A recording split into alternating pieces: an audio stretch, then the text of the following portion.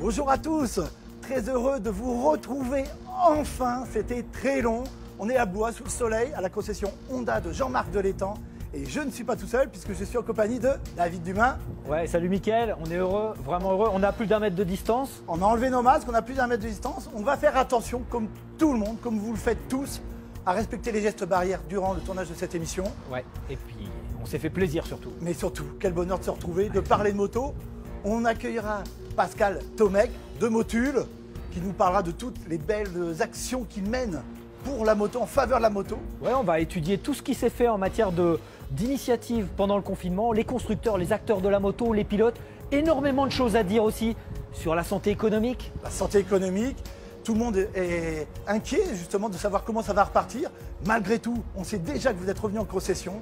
On parlera, David, bien sûr, du sport, du MotoGP. Ouais, on parlera de MotoGP, du sport en général. On fera des essais aussi parce qu'on a envie de rouler. T'as été roulé, hein? Ouais, T'as essayé deux Super Honda avec Pascal, justement. On est obligé, on a tous envie d'avoir le nez au vent. En plus, on a des casques, on a des gants, on est équipés.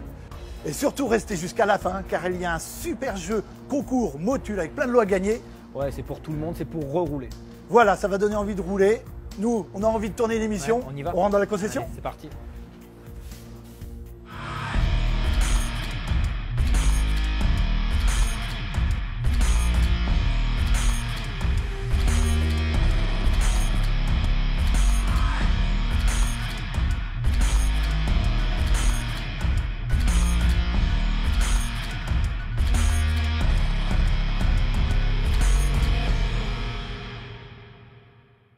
Ça y est, nous vous revoilà enfin dans une concession moto en très bonne compagnie, puisqu'avec David, on est avec Pascal Tomec. Bonjour à tous. Pascal, responsable Power Sport, Motorsport chez Motul. Oui. Et puis Jean-Marc Delétang, qu'on ne présente plus, multicarte de la moto, concessionnaire, pilote, directeur de course. Oui. Ça va les amis? Oui, j'avais un doute, mais là j'ai plus de doute. Doute sur quoi? Sur le roulage. Donc j'avais oublié depuis le 16 mars qu'on pouvait passer du bon temps sur un deux roues. Donc Et c'était ici, tu es venu Ah la ouais. chercher ici ouais, ta moto. ouais, je suis venu la chercher, je l'ai posée, donc le 16 mars, parce que Jean-Marc m'a interdit de rouler. Donc, et depuis le 16 mars, je n'ai pas fait 1 kilomètre avec. Donc Moto neuve, pas de kilomètres du Non, tout. du tout. Et aujourd'hui, tu l'as sorti pour venir Et sur cette je l'ai concession, sorti, ici voilà. à Blois. On est donc dans ta concession, Jean-Marc. Ça fait plaisir, David, de retrouver toutes ces motos, de pouvoir reparler moto à bâton rompu et pas à travers un écran seulement. Ouais, ça a fait plaisir de reprendre le guidon. J'imagine que ça fait quelque chose. Ça t'a fait quoi, Pascal? Je me suis retrouvé comme lorsque j'ai eu 14 ans, que j'ai sorti mon 50 cm3 de la maison. Et exactement les mêmes sensations. Moi, je t'avoue que j'ai désactivé l'anti-patinage, j'ai fait un petit wheeling et ça m'a fait un bien fou. T'as pas arrêté de rouler, je crois, Jean-Marc. Toi, pour le travail, tu as été obligé de rouler à moto et tu avais de la chance. Ouais, on a eu la chance, ouais. Parce que bon, j'ai deux affaires, j'ai une affaire à Blois et une autre à Tours, et on a gardé une activité pendant tout le confinement, et du coup, eh bien, le matin, je me suis fait quelques spéciales en allant à Tours. Il y avait pas grand monde sur les routes. Ouais, soit par la levée de la Loire, soit par des petites routes, mais ouais, j'ai eu Avec le le privilège masque de rouler. Avec le masque et la visière et tout. De toute façon, on n'a pas le masque, mais on est à 1 mètre de distance. C'est soit l'un, soit l'autre.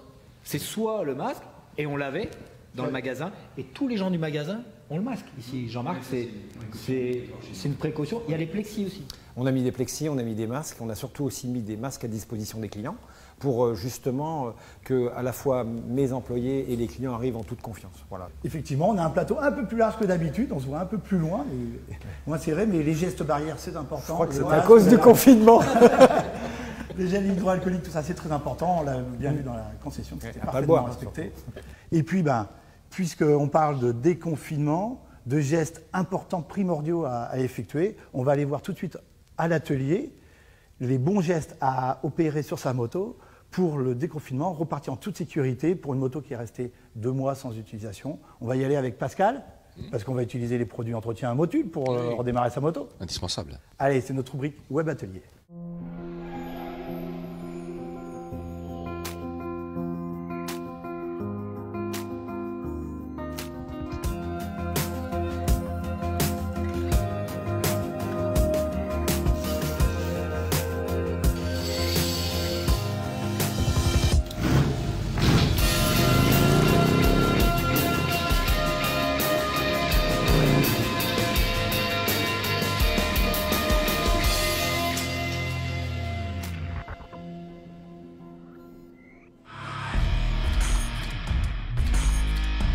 Pascal, nous voilà dans l'atelier du team de l'étang.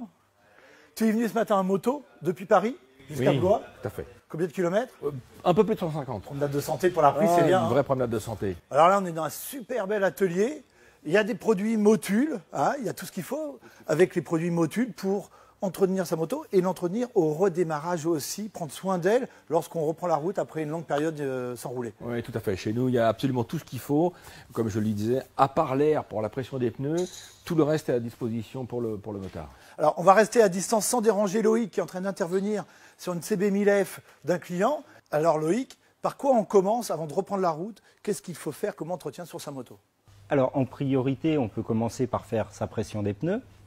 Donc en suivant les préconisations constructeurs, soit c'est noté sur le carter de chaîne, soit on se réfère au petit carnet manuel du conducteur. Alors ensuite? Alors après, on peut jeter un coup d'œil au niveau d'huile. Oui, c'est important. Donc sur cette moto-là, bon, c'est un hublot. Donc Oui. on peut le voir juste en mettant la moto droite sur sa béquille centrale ou en la tenant droite et en regardant par le hublot avec un petit repère minimum et maximum. Ça se fait moteur chaud, moteur froid? Alors sur cette moto-là, on peut faire moteur froid. Voilà, mais là, Certaines motos, il est préconisé de les laisser tourner 2-3 minutes au ralenti, éteindre le moteur, on laisse reposer 2 minutes, 2-3 minutes et on recontrôle le niveau. Liquide de frein arrière, on vérifie les niveaux dans les bocaux. tous les bocaux, frein arrière, frein avant et embrayage, et toujours mettre les bocaux à l'horizontale, ne pas braquer le guidon pour contrôler. Et si on a un embrayage à câble, est-ce qu'il y a une manipulation à faire, une vérification, un entretien? Le câble doit avoir une garde de 2-3 mm sur le levier. Alors, la suite. Donc liquide de refroidissement, donc là c'est un vase d'expansion qui est situé ici. Donc souvent nous ce qu'on utilise c'est une lampe et on le lit par transparence parce que souvent c'est pas accessible, donc on éclaire le bocal et on voit en transparence le liquide. Alors après ce qu'il faut faire c'est vérifier sa tension et le graissage de la chaîne. Donc bien souvent maintenant sur les motos ils mettent des petites étiquettes avec la préconisation. Donc là celle-ci ça serait normalement sur la béquille latérale. On prend le point du pignon de sortie de boîte ici, on vient au milieu, on prend un petit réglé et on va chercher le point le plus haut, le point le plus bas, on fait la soustraction et on doit tomber dans la valeur constructeur plus ou moins 5 mm. Et après pour le graissage, donc on prend des produits soit Motul, hop, et on lubrifie sa chaîne de préférence à l'intérieur, parce qu'avec la force centrifuge, elle va s'extérioriser. Mais alors, on fait tourner la roue à la main, bien sûr. Voilà, C'est ça. contact non mis. Contact non mis, parce que si on faisait tourner la roue, il ne faut pas avoir la bonne idée d'enclencher la première, par exemple. Tout ce qui est moto très récente, avec les systèmes d'ABS, si on met le contact, on peut avoir des codes panne sur l'ABS. Une fois qu'on a fait tout ça, est-ce qu'on est prêt à prendre la route? Après, si on est qu'on veut être consciencieux, on peut vérifier tous les fonctionnements des éclairages. Donc, Très bien. Et là, on est prêt à prendre la route en toute sécurité. Normalement, on a mis toutes les chances de son côté. Voilà, bah, parfait. Écoute, merci beaucoup Loïc. De rien. Pascal, on va retourner sur le plateau. Moi, je file, l'émission continue. Bon, maintenant, on sait comment reprendre, on sait comment préparer sa moto pour la reprise. Attention, les mesures de sécurité. Et puis, on a laissé Pascal à l'atelier. Et voilà, on a laissé Pascal à l'atelier parce qu'on accueille Sébastien Paranel. Salut Sébastien. Salut messieurs. Responsable marketing Honda France. Tout à fait. Alors, cette reprise, elle était très attendue par tous les acteurs de la moto, mais par les constructeurs, bien sûr.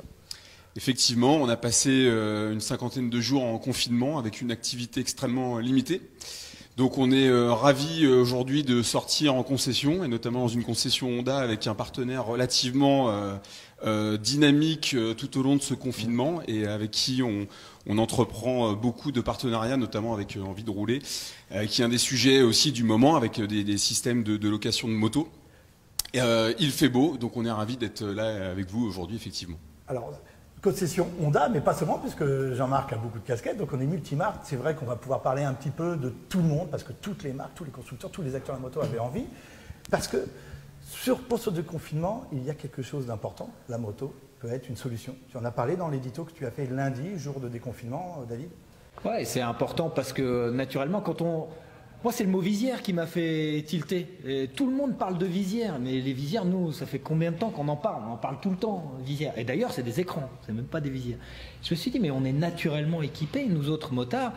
Et même si les instances, les pouvoirs publics se gardent bien de parler de moto et préfèrent le vélo qui est plus politiquement correct, sérieusement la moto c'est une solution au moment où on ne peut plus prendre les transports en commun, et les gens ils y pensent à la moto. Tous ceux qui ont un permis au fond de leur portefeuille, ils pensent à réactiver ça. Distanciation sociale, protection, c'est vrai que ça remplit une partie des gestes barrières qui sont demandés pour ce déconfinement. Jean-Marc, tu as rouvert ta concession mardi. Oui, mardi. Et est-ce que les motards sont revenus, ont poussé la porte de la concession? Alors, une chose qu'on a vue pendant justement cette période de confinement, c'est qu'on était tous les jours assez connectés sur Internet pour voir un peu les fréquentations qu'on a eues. Et on s'est aperçu qu'on a doublé les fréquentations sur le site de nos magasins. Et on s'est aperçu mardi, quand on avait vraiment tout bien organisé au niveau de l'ouverture de l'atelier, la réception, tout ça, tout était fait déjà bien avant. Mais en ce qui concerne les clients, mardi, on a eu une vague de clients. Pas de problème, il faut mettre un masque, il n'y a pas de souci, il faut mettre des gants, les distanciations, il n'y a aucun souci. Ce qu'on veut, c'est sortir, faire de la moto, on est là, on a besoin. Et on s'est fait, entre guillemets, déchirer depuis mardi matin, on est trop content. On a profité de cette période et malheureusement, avec tous les effets négatifs de ce confinement, on s'est dit qu'il fallait des offres fortes pour inciter les gens à revenir en concession. Et notamment, une des offres vraiment marquantes de cette relance, c'est toute notre gamme de motos et de scooters qui passe désormais à 5 ans de garantie au lieu des 2 ans. Il y a une lutte entre constructeurs là au niveau du dynamisme des offres. On n'a pas forcément cherché à regarder ce que faisaient les autres, on avait nos propres convictions. Et on s'est dit que cette garantie, qui s'y est plutôt bien Honda parce qu'on connaît la qualité et la fiabilité de nos modèles, donc on s'est dit que voilà, ça c'est un geste fort aussi pour rassurer les clients, les motards et les faire venir en concession le plus tôt possible pour cette relance. Et du coup, la location, ça va être peut-être une opportunité pour changer un peu sa façon de pratiquer la moto, en tout cas de la consommer, puisque la location peut être, comme tu disais, une solution en déconfinement. Et puis, pour cet été incertain, où on ne sait pas jusqu'où on va pouvoir aller en vacances, donc peut-être des vacances plus franco-françaises, et plutôt que de mettre l'argent dans un billet d'avion, peut-être que ça va être dans la location de moto, d'une Goldwing, une moto de tourisme pour voyager à deux, ou de roulage sur circuit si ça peut se faire. Non, tu as tout à fait raison, et il y a autre chose, c'est que on se rend compte que certaines motos, et notamment les modèles porte-drapeau de la gamme chez Honda, mais c'est aussi le cas certainement chez nos concurrents, mais la nouvelle Fireblade, si on parle de Goldwing, d'Africa Twin, ce sont des motos aujourd'hui qui sont difficiles à essayer en 1 heure, en 2 heures, même une demi-journée. Parfois, c'est pas assez suffisant pour se rendre compte des atouts de la moto. Et c'est vrai que ce système de location va permettre aussi à un client d'être rassuré sur son choix en ayant la possibilité d'essayer une journée entière ou plus. Aujourd'hui, on réfléchit en termes de budget. Chacun d'entre nous, l'assurance, l'immatriculation, l'entretien. Là, quand tu décides de mettre un budget par mois, aujourd'hui, on a un éventail entre la Gold, l'Africa Twin, la CBR. Tu peux te faire des week-ends. Goûter à plusieurs pratiques. Non, mais tu comprends. C'est-à-dire qu'aujourd'hui, tu peux te dire, voilà, j'ai tant d'euros par mois à mettre dans la moto, c'est open bar, j'ai tout dans mon garage. Alors, on voit que pour ce déconfinement, cette reprise, la moto a plein d'atouts en main, que ce soit sur les garanties pour les motos neuves, sur les locations, sur la distanciation qu'elle respecte. Mais tout ça, ça donne envie de rouler. Je crois que c'est peut-être le moment d'aller en essai. T'es parti?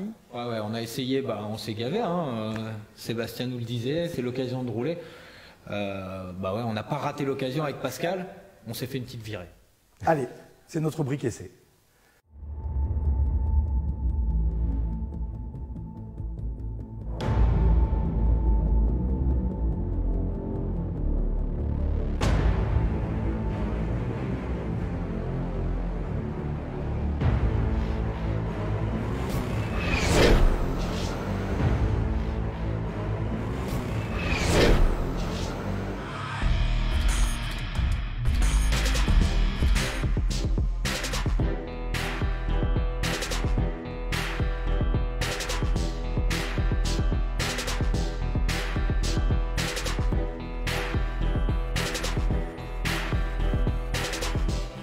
Pour le déconfinement, on vient d'essayer une Goldwing version Bagger, la Goldwing toute simple, et l'Africa Twin en version Sport Adventure. Pascal, avec toi qui connais bien ces deux motos, et moi je peux te dire un truc, c'est que un déconfinement En Goldwing, c'est comme tu sors de prison, tu vas au crayon direct.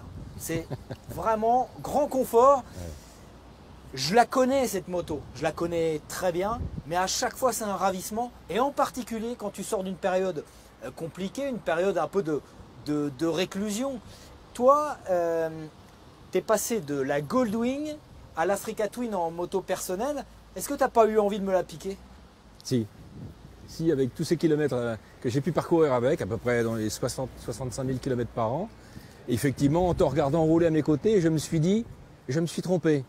Et non, je ne me suis pas trompé. Non, parce que c'est un ravissement aussi de voir toutes les triangulations de suspension un peu bouger derrière le tableau de bord design avec cet effet tapis volant qu'on connaît tous. Tous ceux qui ont essayé une Goldwing connaissent cet effet un peu tapis volant, très souple. Mais j'imagine que quand on a passé plusieurs années avec, ça manque. Ah oui, complètement. On regrette énormément. On ne peut pas imaginer une seule seconde qu'une telle machine puisse faire autant de choses. On peut aller traverser la France, l'Europe avec, mais on peut aussi aller chercher son pain très facilement. Et c'est ce qu'on ne peut pas imaginer lorsqu'on regarde ce type de machine, qu'on puisse faire ça avec. Alors ce qui me surprend moi, c'est toujours le poids, très bas placé mais très lourd. Hein. Il y a vraiment, faut verrouiller ses genoux quand on fait des manœuvres à petite vitesse. Et puis le freinage, un freinage incroyable. Alors c'est un modèle automatique, hein. Pas de poignée d'embrayage, pas de sélecteur de vitesse.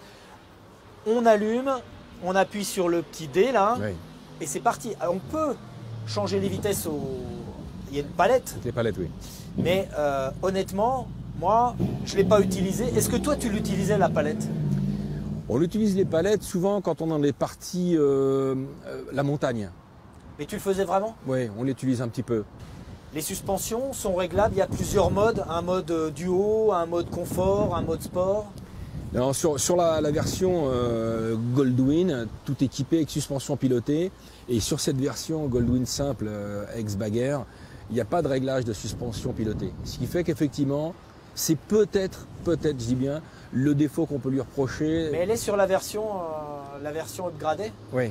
Ouais. C'est-à-dire qu'on peut cette fois ajuster les suspensions. Voilà, on peut l'ajuster. Toi, tu es passé de celle-ci, la Goldwing, à l'Africa Twin, dans sa version Adventure Sport. Moi, j'avais vraiment bien aimé cette version que j'avais essayée. Elle a le package électronique presque complet. Oui. Il y a tout. Il y a les réglages de mode de conduite, il y a l'anti-patinage, il y a quoi encore comme réglage? Réglage de suspension. Ouais, réglage de suspension. Réglage de suspension, je dirais, non pas manuel, mais en assistance. Ouais. Donc effectivement électronique. Et puis, c'est une machine qui permet plein de sorties. Là, il y a une mono-sortie. Ouais. Et là, il y a une multitude de sorties avec une Africa Twin. On est presque plus protégé, vu la hauteur de la bulle de l'Africa Twin, que sur cette Goldwing, où même si la bulle est électrique, elle est assez courte quand même. Ouais. Là, tu te sens bien protégé avec les protègements en tout cas. On est mieux protégé avec la Goldwing en termes de largeur. Ah oui. Sur la largeur, on est mieux protégé. Et on est mieux protégé avec l'Africa Twin sur la hauteur. Alors la grande différence, c'est au freinage, les deux. Oui. Celle-ci, elle freine à plat, oui. Tu t'enfonces doucement. Celle-ci, il y a des transferts de masse. Donc là, c'est une moto typée trail routier. Mais quand tu freines, ça plonge. Ça plonge. Est-ce que tu te dis que tu vas pas regretter un peu la Gold? Je regrette la Gold. Quoi qu'il arrive. Quoi qu'il arrive, on regrette une Gold. Mais l'Africa Twin me permet de regagner un peu de jeunesse. Je me dis qu'avec mon Africa Twin, je peux regagner un petit peu de tout terrain, un peu de off-road, un peu, j'ai envie de dire, des pistes un petit peu larges, où je vais aller retrouver un peu d'évasion. Là où je me sentais un peu enfermé avec la Gold, je retrouvais une part de liberté un peu plus vaste. Un peu plus de polyvalence, voilà, avec cette moto. Et puis en contrepartie, un peu moins de confort sur le long terme. Voilà, tout à fait. Et en tout cas, merci Pascal pour cette petite balade de déconfinement qui nous a fait vraiment beaucoup de bien. C'est un vrai bonheur. Et puis on va aller retrouver Mickaël. Ouais. Allez, ça marche. Alors David, cet essai, c'était sympa? Ouais, de toute façon, je pense que pendant les 6 prochains mois, à chaque fois que je roulerai à moto, ce sera un bonheur. Bon, on a vu que tous les acteurs de la moto se sont extrêmement mobilisés pour animer la communauté des motards. Je vous propose de regarder un clip, un petit montage de toutes ces bonnes idées. Pas facile pour tout le monde, le confinement, en particulier pour des motards habitués à rouler le nez au vent. pour arriver à tenir le coup, ceux qui avaient la chance d'avoir un jardin ou une terrasse ont rivalisé d'ingéniosité pour proposer des vidéos drôles ou insolites sur Internet. C'est le cas du team manager de Suzuki Endurance Racing Team, Damien Solier, qui a revisité un ravitaillement d'endurance dans son jardin. Plus déjanté, le pilote de Formule 1 Daniel Ricciardo, qui entre dans son salon avec une mini-moto avant d'improviser un parcours complètement loufoque dans sa maison de Perth en Australie. Le loufoque Serge Nuck et sa bande de Groland en ont fait une marque de fabrique. Et c'est sans surprise qu'ils ont improvisé un anneau de flat track dans son jardin du sud-ouest, avec des véhicules trouvés sur place. Le trialiste Tony Bou, 27 titres mondiaux au compteur, a lui aussi trouvé un moyen de passer le temps en exerçant sa passion dans sa maison, tout comme le patron de Shoei en France et un ancien trialiste, Pascal Couturier.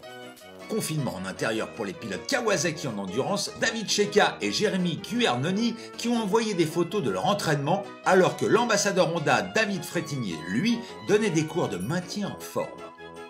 Harley Davidson, de son côté, a préféré jouer la carte musicale avec ses ambassadeurs. On passe tout de suite à la rubrique top et flop. Alors, premier top, comme tous les acteurs de la moto, les assurances ont joué leur rôle pendant le confinement. Elles ont participé à l'effort. On peut citer AMV avec 1 mois de prime assurance offerte. C'est pas rien quand même. C'est vrai, quand la moto reste au garage et il n'y a pas beaucoup de risques de prix, oui, c'était une bonne initiative de leur part. Mais je crois que tout le monde l'a fait, même Honda Assurance. Tout le monde de la moto, Oui. en tout cas celui qu'on connaît, il y a eu un élan positif et tout le monde a joué le jeu. Il n'y a pas eu de réfractaire. Il y a eu une autre façon pour la mutuelle des motards qui était de jouer sur la carte de la solidarité motarde, avec des motards qui, pendant le confinement, rendaient service à des personnes, à des soignants. Cette solidarité, c'est un mot qui est fort. C'est dans la moto, même pendant le confinement. C'est l'ADN. Non, bien sûr, je pense que c'est tout à fait aussi l'esprit de la moto. Hein. Tout le monde se fait des petits signes, on aime se retrouver. Quand quelqu'un est en panne sur la route, le motard s'arrête. Donc c'est tout à fait dans cet état d'esprit du motard, de retrouver toutes ces initiatives pour aider les uns les autres.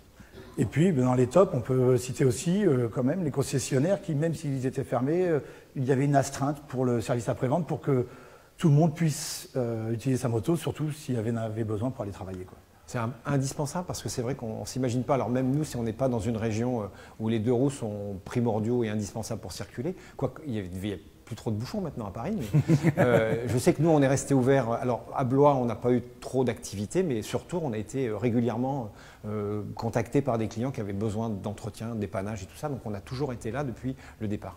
Alors un flop pendant ce confinement, Jean-Michel Bayle qui a été atteint du virus, du Covid, mais qui a l'air d'avoir bien récupéré, tu le connais bien. Ah oui, on est régulièrement en contact, il va bien. Il était déjà touché, qui nous a quand même fait l'honneur d'être avec nous sur une des sessions de sport en live que nous avons tenues pendant la période de confinement. Et malheureusement, le lendemain, il a eu des symptômes qui sont bien aggravés, donc il a été pris en charge très correctement. Oui.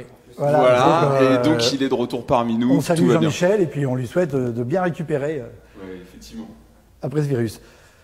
Flop très triste, notre confrère Éric Breton, éminent journaliste moto, est décédé. Une figure de la presse moto, figure du tout-terrain, incontournable même. Il a participé à tellement d'aventures, écrit des livres, participé à des courses. Il a lancé des magazines, il a contribué à Moto Revue, Moto Verte en particulier. Et non, moi je l'ai bien connu. À mes débuts, il était là. Pareil, à nos débuts, on l'a rencontré, c'était déjà un grand journaliste. Ouais, et je l'ai vu au Grand Prix de Thaïlande la dernière fois. Et voilà, j'ai raté l'occasion de boire un verre avec lui et ses amis. Et Éric Breton, c'est un choc. Donc toutes nos condoléances à sa famille, un vrai choc. Un autre choc, puisqu'on est dans la presse, la faillite de Prestalis. Fermeture de Prestalis. Donc Prestalis qui reste dans la presse, mais là qui est l'organe de distribution de la presse. Les anciennes nouvelles messageries de la presse parisienne, comme c'était connu. Donc il y a celle-ci, il y a les messageries lyonnaises de presse, et puis disparition de Prestalis. Je dirais que ça, c'est pas une surprise pour ceux qui suivent l'évolution de Prestalis ces dernières années, mais la distribution de la presse est un énorme problème pour les magazines depuis très longtemps. C'est avec un parfum de scandale même. Donc voilà, mais on en saura plus dans les temps qui viennent. Pareil, mauvaise nouvelle du côté de l'organisateur du salon, AMC. Ouais, qui a licencié tout le monde. que licencier tout le monde. Pour vous, les constructeurs, c'est important d'avoir une vitrine, d'avoir un salon, d'aller au contact des gens, même si, bon, effectivement, en ce moment, tous ces rassemblements sont mis entre parenthèses, mais c'est une mauvaise nouvelle. Effectivement, nous avions prévu d'y aller. Vous savez que EICMA, le fameux show salon de Milan, est un incontournable de manière au niveau international. Mais c'est vrai que pour nous, avoir un salon en France, dans un des pays majeurs de la moto en Europe, c'était extrêmement important. Et on avait pris toutes les mesures et les décisions de budget pour y figurer dans les meilleures conditions. Et malheureusement, c'est une mauvaise nouvelle pour nous. Mais bon, on va, comme on parlait tout à l'heure d'idées novatrices et d'originalité, des mesures pour lutter contre cette crise, on va faire tout ce qu'on peut pour continuer à promouvoir la moto. Et on va conclure ces flops avec une marque en difficulté, Norton, racheté en 2006 par Stuart Garner. Gestion très compliquée malgré des belles opérations Tourist Trophy, très compliquée. Et aujourd'hui, pareil, banqueroute, faillite et rachat par le groupe indien TVS. On va partir sur quelque chose d'un petit peu plus positif avec les belles actions de Motul. Alors bien sûr, Motul, tout le monde connaît. Les lubrifiants, les produits d'entretien. Motul, c'est un nom qu'on voit sur tous les circuits du monde. Mais ce n'est pas que ça, et Motul est assez discrète sur tout un tas de belles actions que vous menez, Pascal, comme la fondation Corazon. Qu'est-ce que ça veut dire que ce mot Corazon ? Une fondation, souvent, il faut être discret pour pouvoir en parler correctement, parce qu'effectivement, c'est toujours une marque, une manière de faire de la communication. Donc nous, on est discret, pourquoi ? Parce que c'est une action mondiale qui se déroule dans tous les pays et qui a pour but de permettre à une multitude de jeunes de trouver l'espoir de trouver du travail. Donc le but de la fondation, pour éviter de s'éparpiller, pour éviter d'aller dans des tas de domaines sur lesquels on n'aurait pas forcément de légitimité, on reste dans l'aspect de la mécanique. Et cet aspect de la mécanique, elle est fédératrice dans le monde. On a la chance d'être en duplex avec Michel Rivoire, président de la fondation Corazon. Michel, pouvez-vous nous dire depuis quand cette fondation existe ? La fondation Motul Corazon a été créée il y a une dizaine d'années.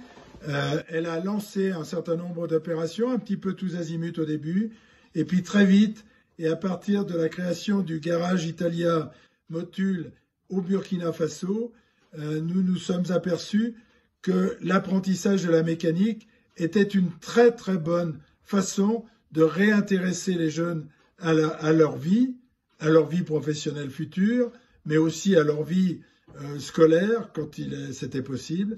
Et donc nous nous sommes très rapidement orientés vers l'aide à toute action de formation professionnalisante en faveur des adolescents et des jeunes adultes et adolescents défavorisés par la vie, parfois décrocheurs scolaires, comme c'est le cas en France. Nous avons 100 000 décrocheurs scolaires par an, ou même en situation d'abandon familial ou de situation de rue même. C'est le cas au Burkina Faso et c'est le cas dans d'autres pays comme à Phnom Penh, comme en Argentine ou au Brésil. Ça y est, on en connaît un peu plus sur cette fondation Corazon. C'est vraiment quelque chose de formidable que de donner cette chance aux jeunes. Tout à fait. Corazon, cœur. Il y a quelques années en arrière, on avait Coluche qui avait toujours dit que les motards avaient du cœur. Ouais. Ce qui est le cas d'une multitude de motards et le cas de Motul. Et donc, pour être généreux, Corazon, on parle d'échange, de partage, de transmission, mais tout ça ne peut pas se faire tout seul. Tu es épaulé par une équipe. Peux-tu nous présenter un petit peu ton équipe ? Tout à fait. Il y a une équipe de jeunes dont j'essaye de faire partie, malgré effectivement un âge un peu avancé. La jeunesse, elle est dans le cœur. Mais la jeunesse, elle est dans le cœur. Ouais, elle est dans le cœur de Corazon, justement, cette jeunesse. Donc ça nous permet, avec une équipe complète, accompagnée de Maxime, Blandine et d'autres, d'avoir des actions, je dirais, fédérées par la marque. Je te propose, Pascal, de retrouver justement ton équipe qui ont envoyé un petit message via les réseaux sociaux et ils vont se présenter eux-mêmes. Donc je travaille chez Motul depuis maintenant 2 ans et demi. Je suis responsable événementiel et partenariat au sein du Marketing France. Et mon rôle consiste à organiser la présence de la marque sur le territoire français grâce aux événements et aux partenariats avec les teams. Salut à tous, moi écoutez, ça fait 3 ans que je suis chez Motul et chez Motul, qu'est-ce que je fais? Je m'occupe du marketing opérationnel. Le marketing opérationnel, qu'est-ce que c'est? En quelques mots, c'est comment faire vivre, comment animer toutes les collaborations, tous les partenariats qu'on a avec des accessoiristes, des constructeurs et comment proposer des offres chouettes à tous les motards de France. Vous multipliez les actions, il y en a une autre très importante chez Motul, c'est celle qui concerne les écoles de production. Peux-tu nous en dire un petit peu plus? Alors, les écoles de production, ça a été créé en 1885. Ça remonte. Oui, donc c'est pas hier. Donc à l'époque, l'abbé Boisard donc, est interpellé par les pouvoirs publics parce qu'il y a beaucoup trop de jeunes qui sont dans la rue, qui errent dans les rues, dans les quartiers, on va dire, un peu chicos. Et on demande à ce prêtre d'intervenir auprès de ces jeunes pour faire en sorte qu'ils quittent cette voie publique et qu'ils gênent les gens. Donc il se dit, c'est l'époque où on appelait ces jeunes les va-nu-pieds, puisqu'ils n'ont pas de chaussures, et c'est une époque où effectivement il n'y a pas de moyens pour cette jeunesse. Et il équipe, la première chose qu'il fait, c'est qu'il crée une cordonnerie. Et cette cordonnerie, elle fabrique des chaussures. Ces chaussures sont fabriquées pour équiper ces jeunes qui sont dans la rue, qui n'ont pas de chaussures.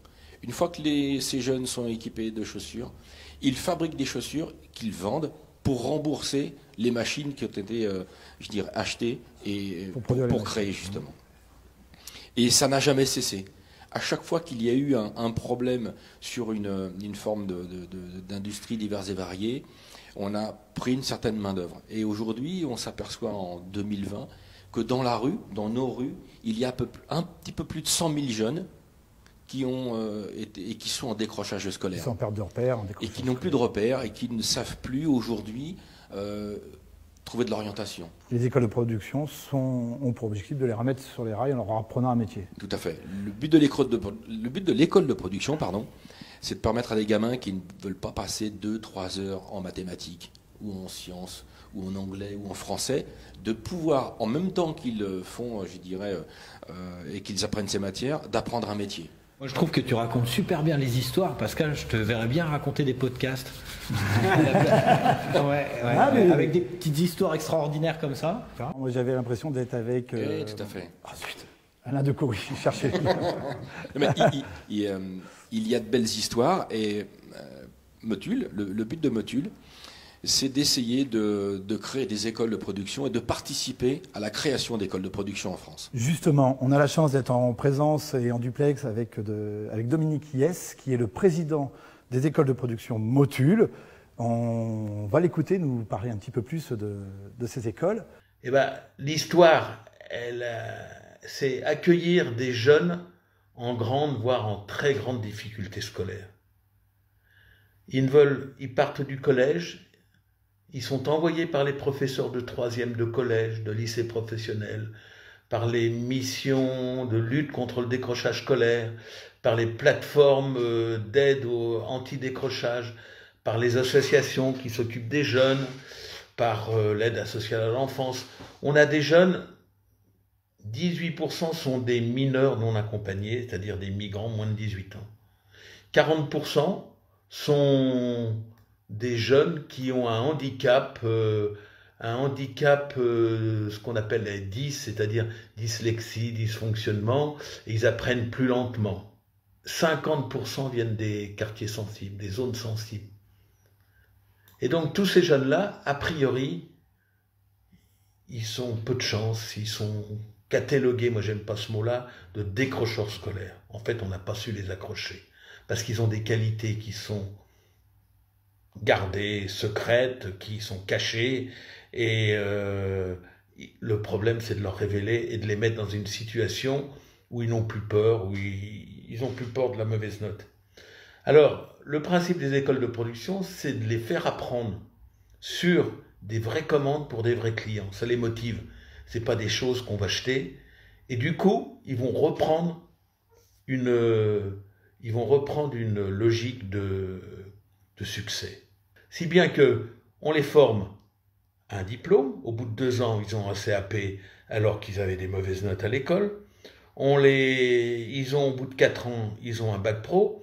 Et 90% des élèves ont le CAP, 96% ont le bac pro. Ils ont des mentions. De mauvais, ils sont devenus très bons. Et à la sortie de l'école, grosso modo 45-50% partent directement avec un emploi et les autres vont continuer leur formation mais dans un cadre d'apprentissage, c'est-à-dire chez un patron, dans une entreprise dont ils ont cerné les codes. Voilà, je ne sais pas, j'espère avoir répondu à vos questions. Je vous remercie en tout cas. On ne peut dire qu'une chose, Pascal, bravo Motul pour toutes ces actions. Vraiment, cet engagement qui dépasse peut-être l'image qu'on avait simplement du producteur de lubrifiant. Oui, tout à fait. Le simple mot, c'est engagement. Alors il y a des hommes, des femmes qui participent à cette aventure Motul, à ces opérations de cœur, mais il y a aussi une grosse logistique Motul qui est mise à disposition. Oui, tout à fait. Pour que la marque soit le mieux représentée possible sur les courses de moto, qu'elles soient de cross, d'enduro ou d'endurance ou de superbike et autres, on a du matériel qui est mis à disposition pour représenter la marque Motul, donc une multitude de camions qui sont peints à nos couleurs et qui sont représentés par Olivier Desdevises, qui a cette lourde tâche de mettre en action ces camions systématiquement sur les épreuves. Mais je te propose de retrouver tout de suite Olivier, qui va nous présenter en exclusivité et en détail ce camion Motul. Mon lien avec Motul, il a débuté en 2012, à l'occasion du Tour Auto, une épreuve pour laquelle Motul avait fait faire un bidon collector qui était destiné aux concurrents. Et donc, moi, je me suis rapproché d'eux pour leur demander si c'était possible de pouvoir disposer d'un exemplaire dans le but de le mettre en exposition dans mon premier motorhome que j'avais acquis fin 2010. Motul étant présent sur différents types de disciplines, donc ça va du motocross à la course automobile, en passant par le Trophée Andros, le WC avec les 24 heures du Mans ou le Bol d'Or, voire le Graal de MotoGP. On n'est jamais déçu, on n'est jamais lassé des choses parce que c'est vraiment très divers. Et donc, ce qu'il faut bien comprendre, c'est que ces véhicules, outre l'intérêt qu'ils ont de l'aménagement intérieur, c'est surtout qu'ils ont un haut-vent qui fait 100 mètres carrés, qui viennent s'adjoindre sur les côtés. Et donc, ça nécessite pas mal de matériel. Et qui dit matériel, dit une certaine manutention nécessaire qui passe par l'élaboration de chariots sur mesure, voire de flycase, dans le but de ne pas endommager et de préserver le matériel tant que faire se peut. C'est le moment de notre rubrique débrief sport. Qui dit sport moto, obligé de parler de cette immense frustration par rapport au Grand Prix moto. David, en tant que commentateur MotoGP à Canal+, tu étais aux premières loges. Ouais, alors beaucoup de frustration, évidemment, que les Grands Prix soient décalés. On a essayé de compenser comme on pouvait, en faisant des débriefs MotoGP à la maison, avec, comme tout le monde, avec Zoom, avec Skype, voilà. Et puis, on s'est lancé aussi avec Dorna, avec les pilotes, sur les courses virtuelles, PlayStation, et là, c'était la grosse surprise. Moi, je me suis retrouvé à commenter donc ces courses virtuelles. Alors, même si ça ne remplace pas, bien sûr, les vrais Grands Prix, c'était quand même très marrant de voir les pilotes dans un tout autre contexte. Vous les avez suivis, j'imagine, ces Virtual Race. Avec les frères Marquez qui ont été là à chaque fois. Ah oui, là c'est clair, là ils sont devant. D'ailleurs c'est le jeune, c'est Alex qui est devant, donc ça n'arrivera peut-être pas beaucoup sur la piste au cours des premières années d'Alex Marquez face à son frère. Mais en tout cas ouais, c'était super sympa, mais ça vaut pas les vraies courses. C'est vrai que tu parles de frustration, le mot est faible pour des passionnés comme nous tous. Alors si on dit frustration, le week-end dernier devait avoir lieu le Grand Prix de France, le Grand Prix le plus populaire, je dirais peut-être même du calendrier MotoGP. Toi, tu devais être aux manettes, au cœur de l'action en tant que directeur de course. Terrible. C'est terrible. Et puis hier, le week-end d'avant, j'étais au Mans justement pour discuter avec des gens qui travaillent avec moi habituellement. Quelque part, tout le monde est un peu désordonné parce qu'on travaille avec un calendrier, préparation de la piste, préparation à l'arrivée des commissaires, toute l'organisation du GP parce que c'est une grosse machine. Il y a énormément de gens qui viennent travailler pendant tout ce week-end. Et c'est, comme disait Sébastien, c'est le début de saison, on est là, on est frustré. Quand je vois le nombre d'internautes qui étaient connectés pour les courses virtuelles, c'est incroyable, on est tous dans les starting blocks. Alors quand on dit terrible, bien sûr, on relativise parce que par rapport aux problèmes de santé que certains ont pu connaître pendant ce confinement, malgré tout, c'est terrible par rapport à notre passion, mais c'est économiquement, c'est une très grosse machine qui représente énormément de monde sur le paddock. Oui, puis en plus, basé en Espagne, donc avec la contagion qu'ils ont là-bas, c'est vrai que c'est compliqué, mais la Dorna a tout de suite mis des choses en place pour aider les teams et tout, donc il y a vraiment encore une fois de la solidarité au niveau de la moto, mais c'est vrai que je pense que tout le monde est très très impatient pour que ça reparte dans les meilleures conditions. On parle d'une reprise à Jerez le 19 juillet.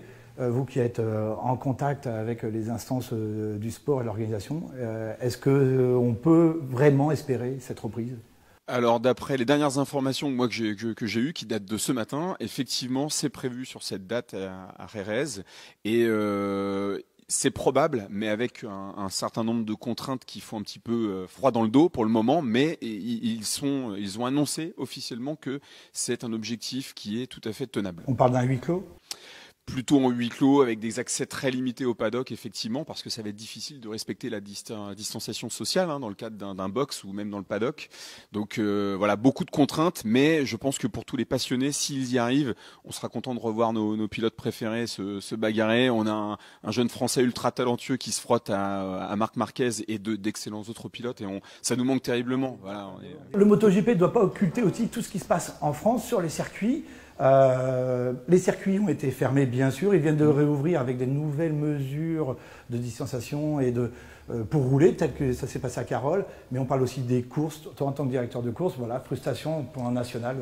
On a été contraint de redéplacer des courses. Alors, il y en a certaines qui ont été annulées. Le Mans n'aura pas lieu en Superbike. Le championnat devrait redémarrer, si tout se passe bien, si on n'a pas un nouveau confinement début août, pour se terminer fin octobre au niveau du championnat. Avec une particularité où il y a deux courses qui se suivent, un petit peu comme Jerez. Enfin là, c'est Nogaro et Pau, de façon à ce que les participants aient moins de frais engagés dans les déplacements. C'est une bonne initiative. Après, voilà, c'est le mois d'octobre. Même si on est dans le sud-ouest, j'espère qu'on pourra aller au moins jusqu'au terme. Pour le championnat de France Superbike, voilà. On parle de 5 dates. Exactement, 5 dates. À chaque fois, il y a 2 épreuves par course. Donc voilà, ça ferait 10 courses sur 5 dates. Ouais. Une question aussi que je me pose par rapport à l'endurance. Le Mans et le Bol d'Or vont se dérouler à quelques semaines d'écart. Comment c'est envisageable pour toi qui as roulé en endurance alors pour le pilote c'est une chose, mais pour la structure, pour la remise en état des motos, tout ce que ça implique, c'est très compliqué. Vraiment, j'insiste sur... on parle des équipes officielles, ok, d'accord, il y a des teams, les mécaniciens sont salariés, qu'ils aient 1 ou 2 ou 3 courses qui se suivent, on a l'habitude, c'est des championnats. Moi je parle des bénévoles, ceux qui ont dû organiser, quand vous prenez 1 semaine ou 2 semaines de congé pour faire les 24 heures du Mans en avril et puis après la même date au mois de septembre pour les équipes. Là, comment vont-ils gérer une épreuve fin août, une autre épreuve mi-septembre? Oui, je pense que malheureusement, on risque d'avoir des problématiques au niveau des équipes, au niveau des gens, au niveau des bénévoles, au niveau de tout ça, quoi. Ça va être assez compliqué. Le pilote en lui-même, il va se préparer, il va récupérer, il va travailler, il va faire son job. Je ne suis pas inquiet pour les pilotes. Mais après, c'est plus... toute l'organisation. Et puis on peut parler d'un autre championnat comme le Mondial Superbike où le manufacturier Pirelli se retire. Pirelli qui était partenaire du team champion du monde Kawasaki. C'est des coups très durs. Comment les teams vont se relever, quoi? C'est le début malheureusement d'une longue aventure qui va laisser forcément des traces. Dans notre relation avec la FFM, on a eu une réunion il n'y a pas très longtemps, mais sur le championnat de France des sables, qui lui est censé débuter à la fin de l'été. Et c'est vrai que parmi les choses qui sont abordées, c'est de travailler sur l'aspect économique, c'est-à-dire essayer de réduire partout, même au niveau des règlements, les choses qui ont un impact sur les budgets, voilà, pour les teams. Et effectivement, les constructeurs, les teams officiels devront pouvoir faire face a priori, mais c'est vrai que c'est important que les teams privés, il y ait des efforts d'ordre économique pour que chacun puisse participer. Après, il y a beaucoup de motivation encore des teams, c'est ce qu'on ressent, donc on estime que si les conditions le permettent, les teams seront au rendez-vous. Merci beaucoup, messieurs, de nous avoir reçus. Merci, Michael. Merci, Michael. C'était super, très agréable pour redémarrer. Et comme promis, je vous propose de retrouver tout de suite notre jeu concours Motul. Alors pour ce jeu concours, on retrouve Pascal. Pascal, on vient de quitter un peu le monde du sport. Motul est impliqué énormément dans le sport, notamment avec 4 partenariats sur les GP. Oui, tout à fait. On a 4 grands prix qui portent nos couleurs. C'est 4 grands prix titres Motul. On a l'Argentine, Assen, le Japon, et puis Valence, donc la finale. On a évoqué l'endurance, on est partenaire du CERT, plus haut niveau d'endurance également, du team TSR FCC avec Honda, avec ce partenariat qui vient de se signer. Des pilotes aussi. Et puis donc un bon nombre de pilotes qui sont engagés sur ces courses d'endurance. On a hâte qu'effectivement les 24 heures du Mans aient lieu, que le Boulder ait lieu, que Suzuka ait lieu, que toutes ces courses aient lieu. C'est indispensable, c'est fait partie de l'ADN de la marque. Et Motul est également partenaire de pilotes. Oui, tout à fait. On a un grand pilote puisqu'on a quand même Johan Zarco, donc auquel on tient beaucoup, puisque un pilote français qui sera engagé avec le team Ducati Motul, Ducati Avincia, donc c'est pas franchement négligeable. Et puis on espère beaucoup en lui, donc puisqu'effectivement c'est important. Allez, on y croit, ça va repartir. En attendant, on a un super jeu concours avec des cadeaux gagnés. Je vois que tu as un sac. Oui, j'ai amené les cadeaux surprises. Cadeaux surprises. On dit souvent, on pioche dans le sac pour savoir ce que nos motards vont pouvoir gagner. Alors j'ai amené quelques éléments, entre autres.